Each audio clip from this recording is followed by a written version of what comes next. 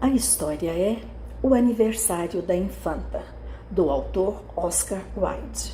Esta história encontra-se no livro História de Fadas, recontado por essa contadora que vos fala, Edivânia Braz, Goiás.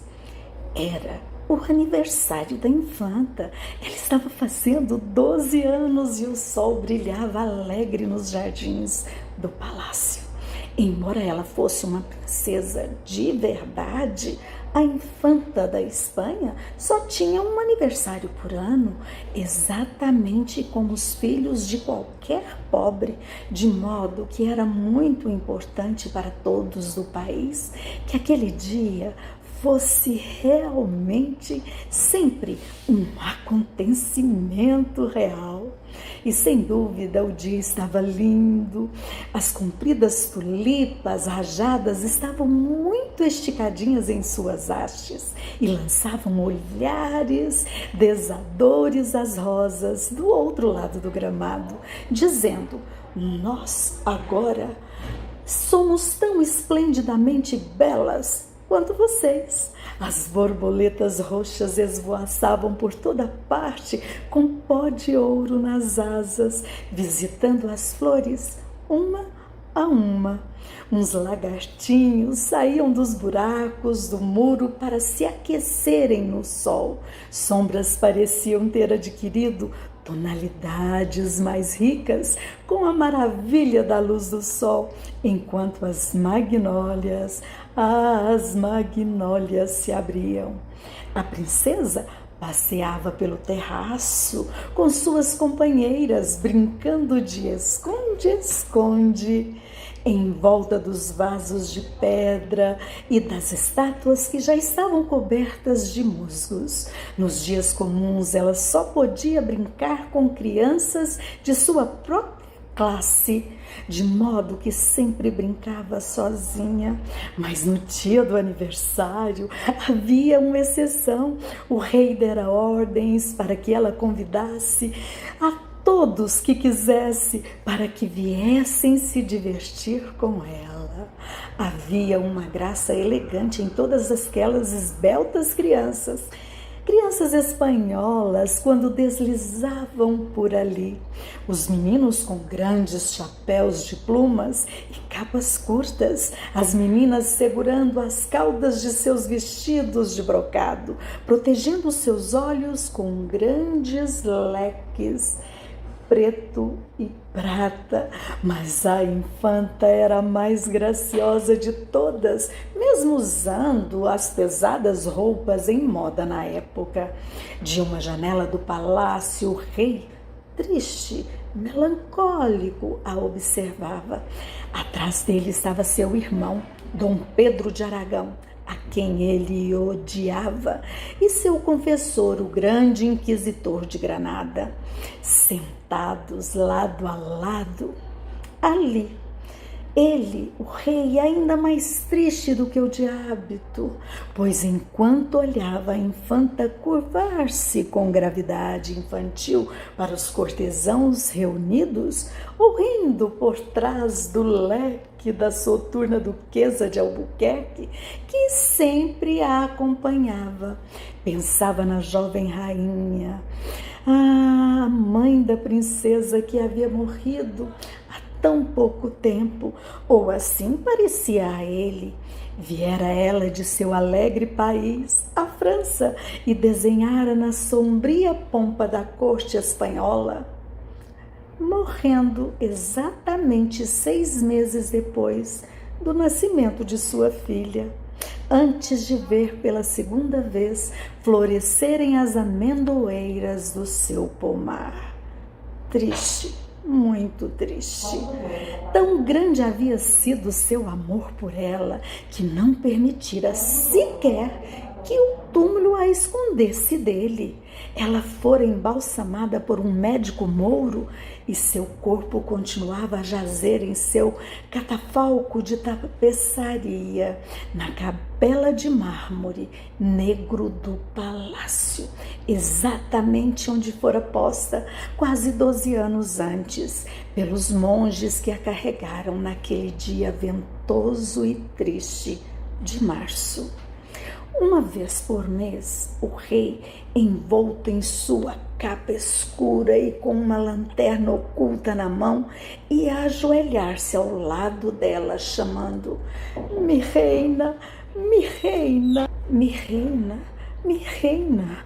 Então ele agarrava as mãos cobertas de joias e, em delirante agonia de dor, tentava despertar com seus beijos loucos o gélido rosto pálido da rainha.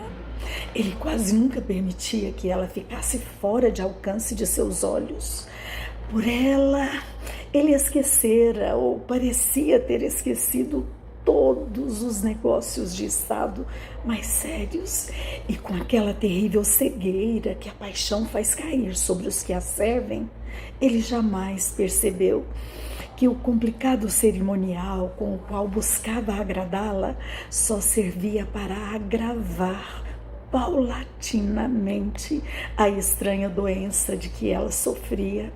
Quando ela morreu, o homem ficou por algum tempo como que privado da razão.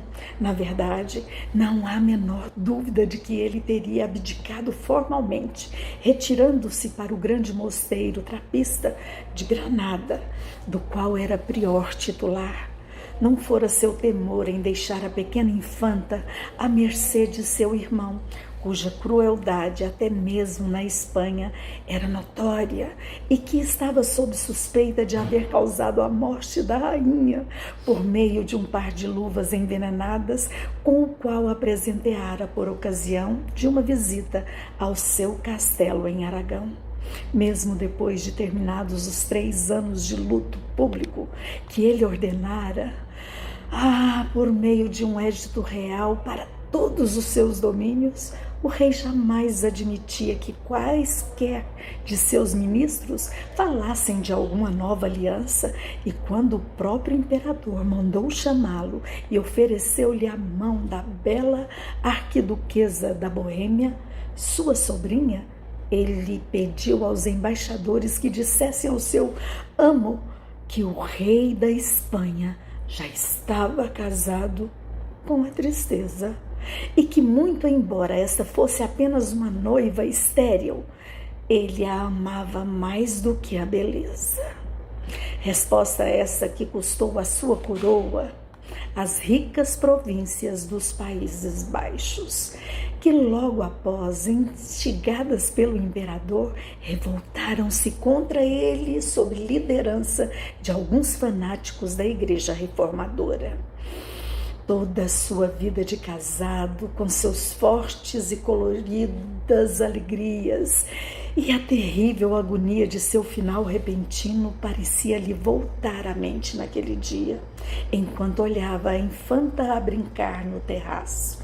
Ela tinha todo o jeito petulante da rainha, o mesmo modo imperioso de sacudir a cabeça, a mesma boca orgulhosa, curva e bela, o mesmo sorriso maravilhoso quando ocasionalmente levantava os olhos para a janela ou estendia a mão para que algum imponente nobre espanhol a beijasse. Porém, o riso agudo das crianças irritava seus ouvidos e a implacável luminosidade do sol fazia pouco de sua tristeza, enquanto um estranho odor de especiarias, tais como as usadas pelos embalsamadores, ou seria sua imaginação, parecia tingir o ar da manhã. Ele enterrou o rosto nas mãos e, quando a infanta tornou a olhar para o alto, as cortinas estavam fechadas, pois o rei já fora embora. Ela fez um pequeno movimento de desapontamento. Depois deu de ombros. Por certo, ele poderia ter ficado, já que era dia do seu aniversário. O que importavam os estúpidos negócios do Estado?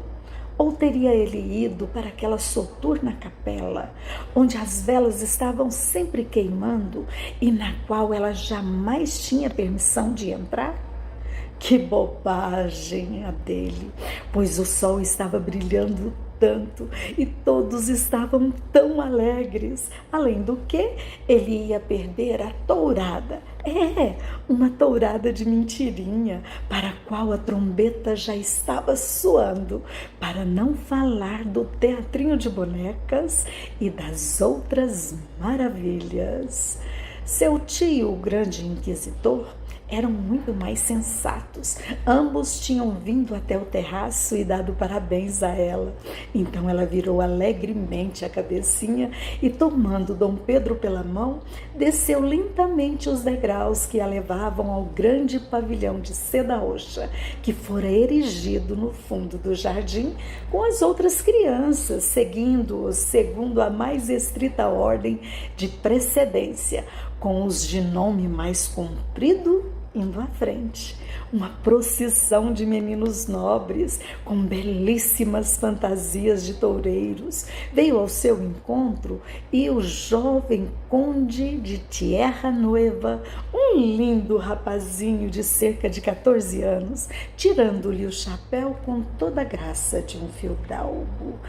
E grande fidalgo da Espanha, conduziu-a solenemente até a cadeirinha em dourado e mármore, colocada em sua plataforma acima da arena. As crianças agruparam-se em torno da mesma, abanando seus leques, segredando umas com as outras, enquanto Dom Pedro e o grande inquisidor ficaram na entrada, rindo muito. Até a duquesa, a camareira mor, como era chamada, uma mulher magra com feições duras e uma grande gola armada amarela, não parecia tão mal-humorada. Quando de costume, algo como um gélido sorriso apareceu ligeiramente em seu rosto enrugado e fez tremer seus lábios pálidos.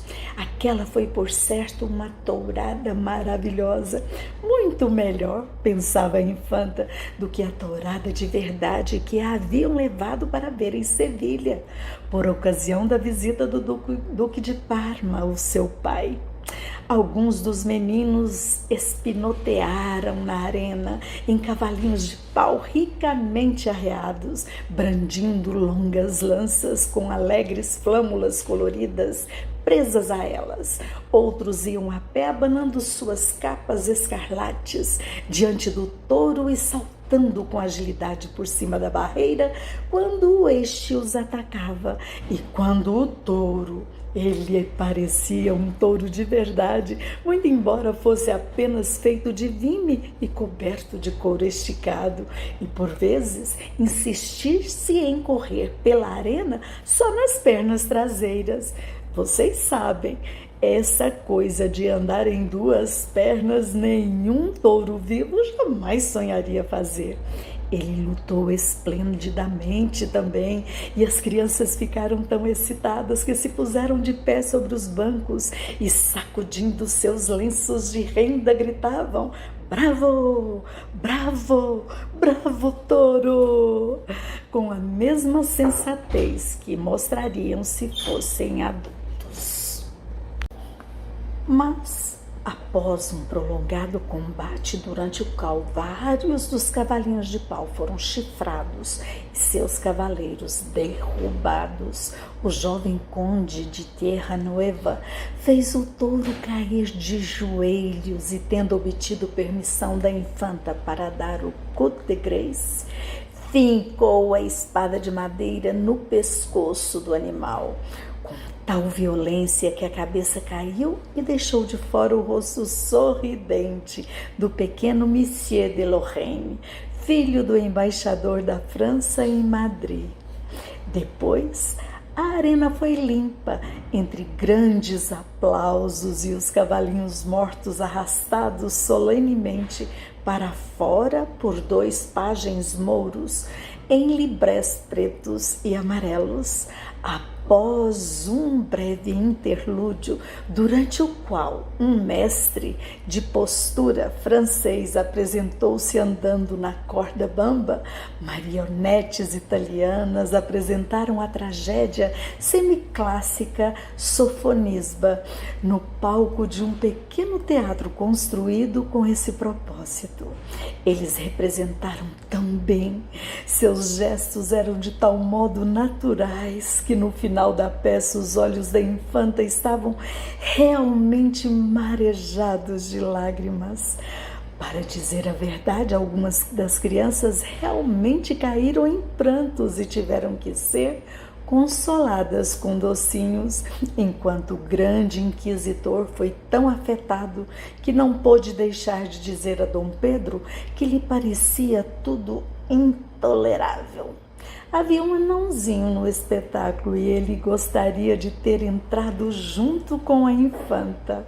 Ela o teria sentado à sua direita e sorrido para ele, que não sairia nem por um instante do seu lado, com certeza, fazendo dela sua companheira de brincadeiras, ensinando-lhe toda a espécie de truques encantadores, pois muito embora ele jamais tivesse estado antes no interior de um palácio, sabia de muitas coisas maravilhosas. Ele sabia fazer gaiolinhas de junco, nas quais podiam cantar os grilos e transformar os longos bambus na flauta que sabia a infanta gostava de ouvir.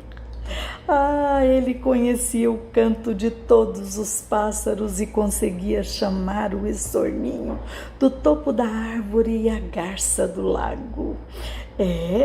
Ele conhecia as trilhas de todos os animais, sabia seguir um coelho por suas pegadas delicadas, o javali pelas folhas pisadas, conhecia todas as danças selvagens, a dança louca de roupa vermelha, que se dança no outono, a dança ligeira com sandálias azuis em cima do trigo e a dança com guirlandas de neve no inverno e a dança da tourada, que é dançada nos pomares da primavera. Ele sabia onde as pombas rolas faziam seus ninhos e certa vez que o passarinheiro aprisionara um casal, ele mesmo criara os filhotes, construindo um pombauzinho para eles na forquilha de um elmo. Eles eram mansinhos e comiam na mão dele todo dia de manhã. A infanta iria gostar deles e dos coelhos que corriam em meio às samambaias selvagens e dos gaios, com suas penas parecendo aço e seus bicos pretos, e dos ouriços cacheiros que se transformavam em uma bolinha de espetos, e das grandes e sábias tartarugas que se arrastam lentamente enquanto sacodem as cabeças e mordiscam as folhas mais novinhas. Era isso mesmo, ela teria que ir com ele brincar na floresta. E ele lhe daria sua própria caminha e ficaria olhando a noite toda pela janela para ter a certeza que o gado selvagem e chifrudo não a molestaria e que os lobos famintos não chegariam muito perto da cabana. De madrugada ele bateria na janela para acordá-la e eles sairiam juntos para dançar o dia inteiro. Para falar a verdade, a floresta não era nem um pouquinho solitária. Às vezes um bispo a atravessava montada em uma mula branca, lendo um livro muito colorido. Às vezes seus gorros de veludo verde, suas blusas de pele de veado curtida, passavam os falcoeiros com os falcões encapuçados no punho. Na época da vindima, chegavam os amassadores de uvas com mãos e pés roxos luxos, coroados de era brilhante, e os carvoeiros sentavam-se à noite em torno de imensas fogueiras, olhando as toras secas virarem lentamente cinzas no fogo, torrando castanhas nas brasas, enquanto os ladrões saíam de suas cavernas e vinham se divertir junto com eles. Uma vez, ele vira uma linda procissão serpenteando pela longa e empoeirada estrada para Toledo. 2 monges iam na frente cantando docemente e carregando brilhantes estandartes e cruzes de ouro, e a seguir, com armaduras de prata, arcabuzes e lanças, vinham os soldados, enquanto no meio deles caminhavam 3 homens descalços, com estranhas túnicas amarelas, todas cobertas de figuras maravilhosas e carregando velas acesas em suas mãos.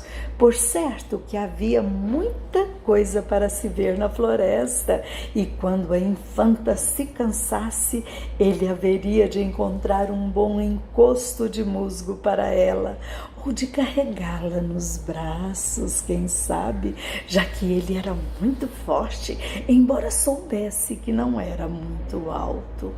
Ele lhe faria um colar de rubros, bagos de briônia, que seriam exatamente tão lindos quanto aqueles baguinhos que ela usava pendurados no vestido, e quando ela se cansasse deles, poderia jogá-los fora, porque ele acharia outros. Sim, lhe acharia outros, e ainda lhe daria taças de bolotas e amêndoas encharcadas de orvalho e vagalumes pequeninos para serem estrelas no ouro de seus cabelos. Mas aonde estava a infanta? O anãozinho perguntou à Rosa Branca, que não respondeu. Todo o palácio parecia adormecido, e até mesmo onde as venezianas não haviam sido fechadas, pesadas cortinas estavam cerradas a impedir a entrada daquela luz brilhante. Ele andou por toda a parte, procurando algum ponto pelo que pudesse entrar, e finalmente encontrou uma portinha particular de cara aberta. Deslizou para dentro e viu-se em esplêndido salão, muito mais esplêndido, tremeu ele, muito mais esplêndido que a floresta, porque havia muito mais dourado por todo lado, e até mesmo o chão era feito de pedras coloridas e enormes, arrumadas numa espécie de desenho geométrico lindo. Mas a pequena infanta não estava lá. Só algumas estátuas branquíssimas que baixavam seus olhos para ele lá do alto dos pedestais de jaspe, olhos sem expressão, acima de lábios estranhamente sorridentes. Logo ao fundo, uma pesada cortina. Será que ela podia estar escondida atrás daquilo? Bem, ele ia pelo menos tentar. Ele foi avançando bem quietinho e afastou a cortina para o lado. Não, atrás só havia outro salão, muito embora ainda mais bonito que o outro que acabara de deixar. O anãozinho ficou deslumbrado, olhando para tudo em volta dele, meio amedrontado de continuar. Os estranhos cavaleiros silenciosos, que tão rapidamente galopavam pelos longos vales sem fazer qualquer ruído, pareciam-se com aqueles terríveis fantasmas de que falavam os carvoeiros, os comprachos, que só caçam de noite e, se encontram algum homem, transformam-no em corça e perseguem-no. Mas pensando na linda infanta, ele tomou coragem. Ele queria encontrá-la sozinha para dizer-lhe que a amava. Quem sabe ela estaria na sala que vinha a seguir. Ele correu pisando nos suaves tapetes moriscos e abriu a porta. Não estava lá tampouco. A sala estava inteiramente vazia. Ela, a sala do trono, usada para receber embaixadores estrangeiros, quando o rei, o que não era muito comum ultimamente, consentia em conceder-lhes audiências particulares. Era a mesma sala na qual, muitos anos antes, apareceram enviados da Inglaterra para negociar o casamento da sua rainha, então uma das soberanas católicas da Europa, com o filho mais velho do imperador.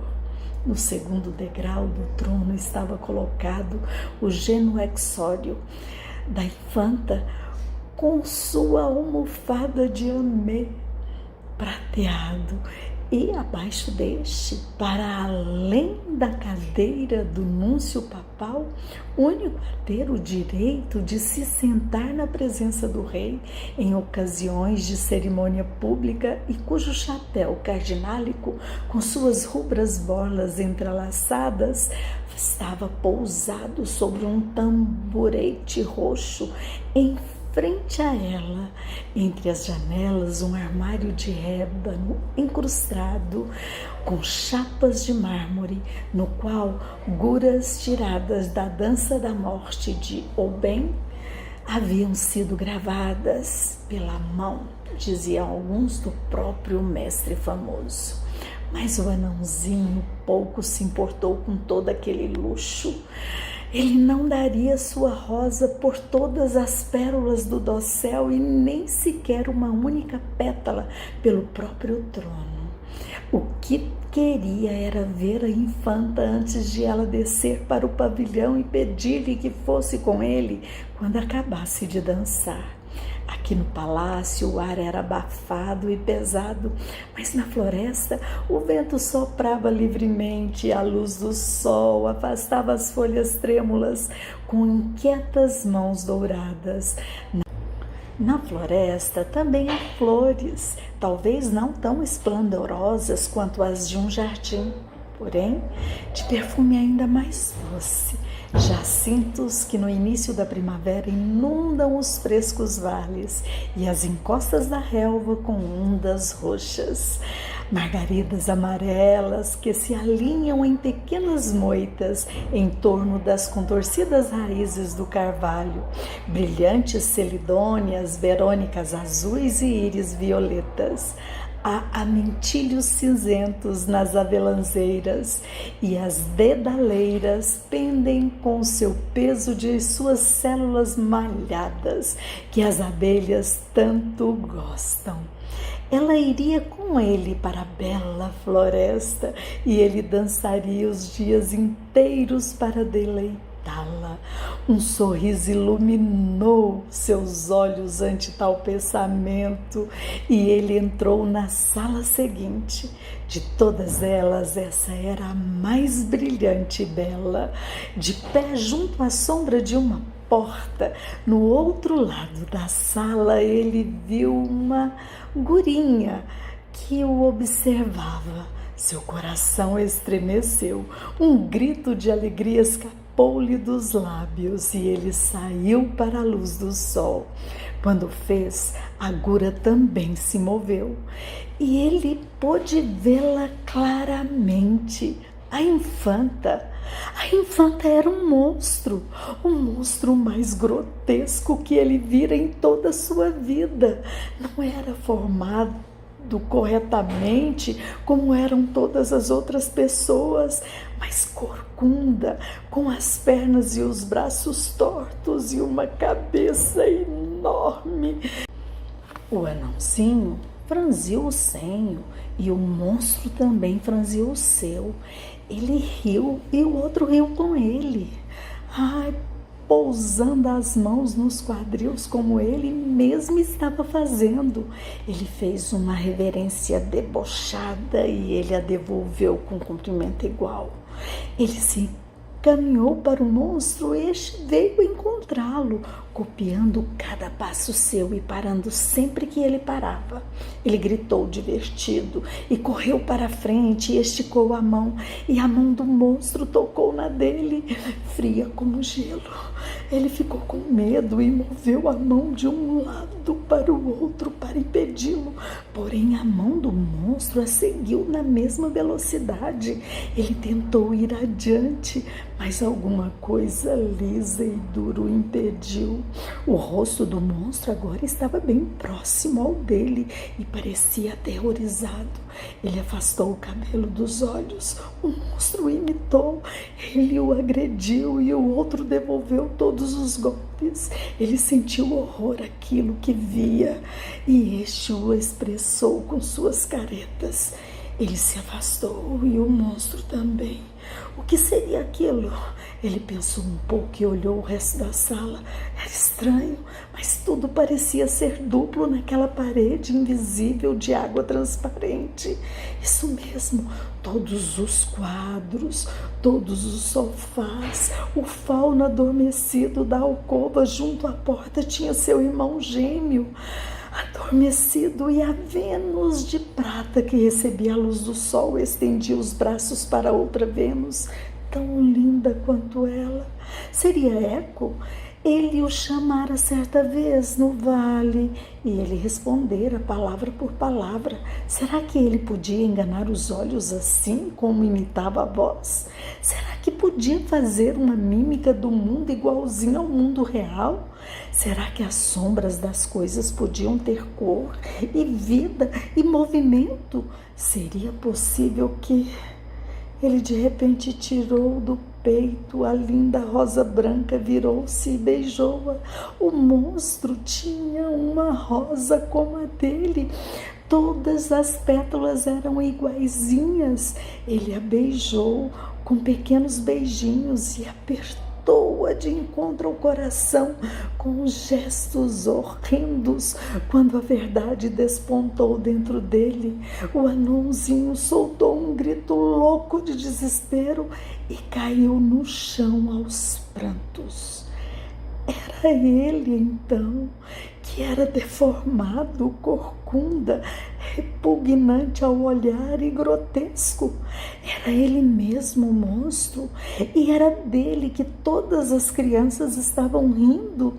E a princesinha, que ele pensava que o amava, também ela estivera caçoando de sua feiura e se divertindo às custas de seus membros retorcidos. Por que não o haviam deixado na floresta, onde não havia espelhos que lhe dissessem o quanto ele era repulsivo? Por que seu pai não o matara em vez de vendê-lo para passar essa vergonha? Lágrimas quentes escorreram por suas faces e ele despedaçou a rosa branca. O monstro horrendo fez o mesmo e espalhou as pétalas pelo ar. Ele se debateu no chão e quando o anãozinho o encarou, ele o olhou com um rosto marcado pela dor.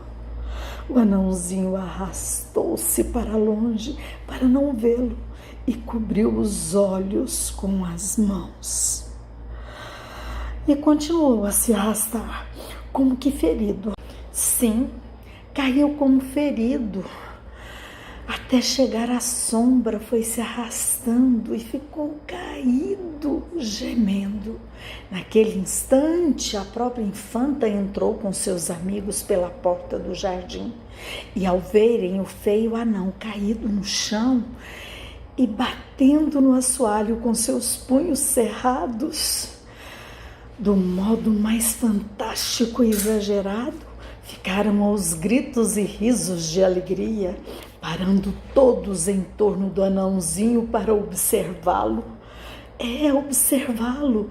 Quando ele dançou foi muito engraçado, disse a infanta, mas o que está fazendo agora é muito mais engraçado. Para falar a verdade, ele é quase tão bom quanto as marionetes, só que, é claro, não parece tão natural. E depois de gritar, agitar seu grande leque de plumas, ela o aplaudiu.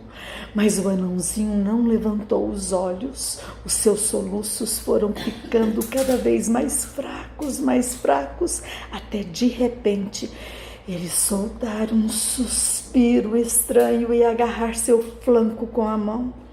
Depois disso, ele tornou a cair e ficou quieto. Isso foi ótimo, disse a infanta após a pausa, mas agora você tem que dançar para mim. Isso, gritaram as crianças, você tem que levantar e dançar, porque você é tão esperto. É, tão esperto quanto o macaco da barbárie, e muito mais ridículo. Mas o anãozinho não reagiu, e a infanta bateu o pé e chamou seu tio, que estava passeando no terraço com o tesoureiro, lendo uns despachos que chegaram do México, onde o Santo Ofício acabava de ser instalado.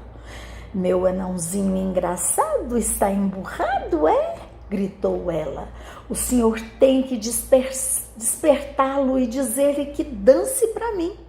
Os dois homens sorriram um para o outro e entraram logo. Dom Pedro abaixou-se e deu um tapa no rosto do anão com sua luva bordada. Você precisa dançar, petit monstro, disse ele. Tem que dançar. A infanta de Espanha e das Índias deseja se divertir. Mas o anãozinho não se mexeu. É preciso mandar buscar um mestre chicoteador? Disse Dom Pedro, entediado enquanto voltava para o terraço. Porém, o tesoureiro ficou com um ar grave. Ajoelhou-se junto ao anãozinho e sentiu-lhe o coração com a mão. Após alguns instantes, ele deu de ombros, levantou-se e, depois de fazer uma profunda reverência, disse: Minha bela principesa, seu anãozinho engraçado jamais tornará a dançar. É uma pena, pois ele é tão feio que talvez pudesse fazer o rei sorrir. Mas por que não haveria ele de dançar de novo? Perguntou a infanta, rindo. Porque seu coração partiu-se, respondeu o tesoureiro. E a infanta franziu o senho, enquanto seus delicados lábios cor-de-rosa comprimiam-se com desdém. No futuro, os que vierem brincar comigo não devem ter coração, gritou ela e saiu correndo pelo jardim. Ah, essas pessoas que não têm empatia, que não se preocupam com o outro e têm o universo como o centro do seu umbigo. Ah, essas pessoas realmente nunca entenderão aqueles que os amam verdadeiramente. Foi muito bom compartilhar essa história com vocês. Até a próxima. Tchau!